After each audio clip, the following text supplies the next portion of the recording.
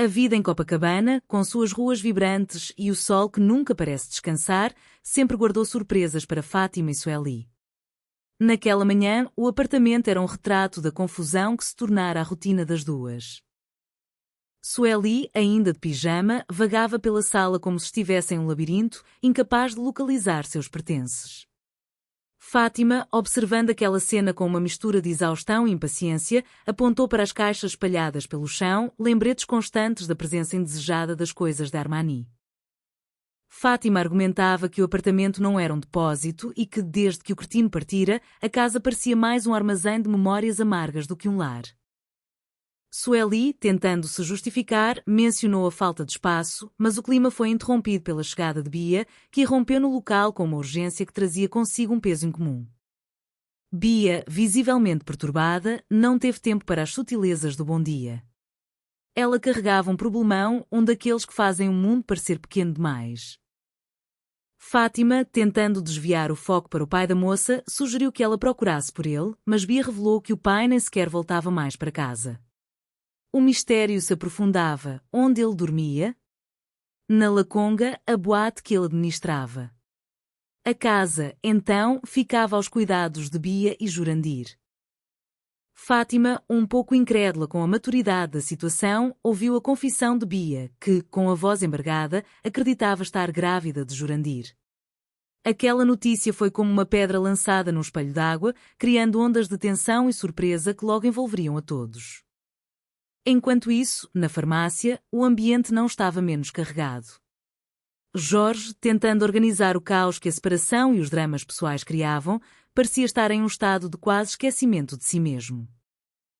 Fátima, sem rodeios, o incentivou a se cuidar, sugerindo um banho e um pouco de dignidade, pois a clientela, assim como as fofocas da vizinhança, não perdoava. O Birajara, farmacêutico e observador atento, não perdia a chance de colher informações, questionando sobre o estado civil de Fátima com a sutil intenção de se aproximar. Quando Sueli apareceu para comprar um teste de gravidez, o ar da farmácia ficou denso. Birajara, em uma demonstração de pouca discrição, perguntou se ela não queria falar mais alto, já que, em breve, todos saberiam de qualquer forma. O reencontro entre Fátima e Armani trouxe novas camadas de absurdo.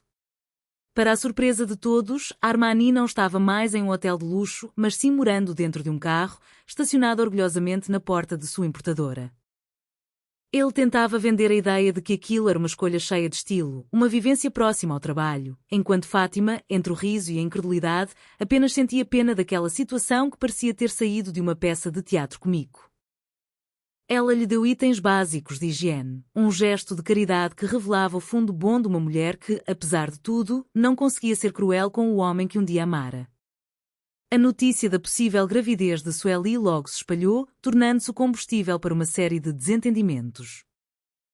Fátima, em uma discussão acalorada com Jorge, expôs o que sabia, fazendo com que ele, que se sentia confortável no papel de quem faz tudo pelos outros, fosse confrontado com a responsabilidade de seus atos.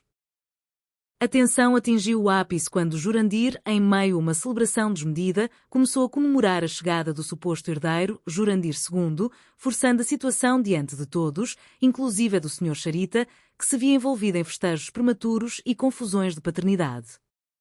Sueli, por outro lado, tentava navegar entre a sua vontade de retomar o controle de sua vida e as investidas de Jorge, que parecia entender, finalmente, o valor daquela relação. O teste de gravidez, que deveria ser o divisor de águas, acabou sendo, para alguns, um alívio cômico e, para outros, o fim de uma ilusão. O resultado negativo, celebrado com um verde improvável, trouxe a realidade de volta para o apartamento. Jurandir, frustrado, teve que lidar com a decepção enquanto as mulheres, unidas por aquele vendaval de emoções, buscavam um novo começo, um lugar onde pudessem respirar sem o peso das sombras do passado. No desfecho daqueles dias intensos, o destino de cada um parecia seguir um novo curso.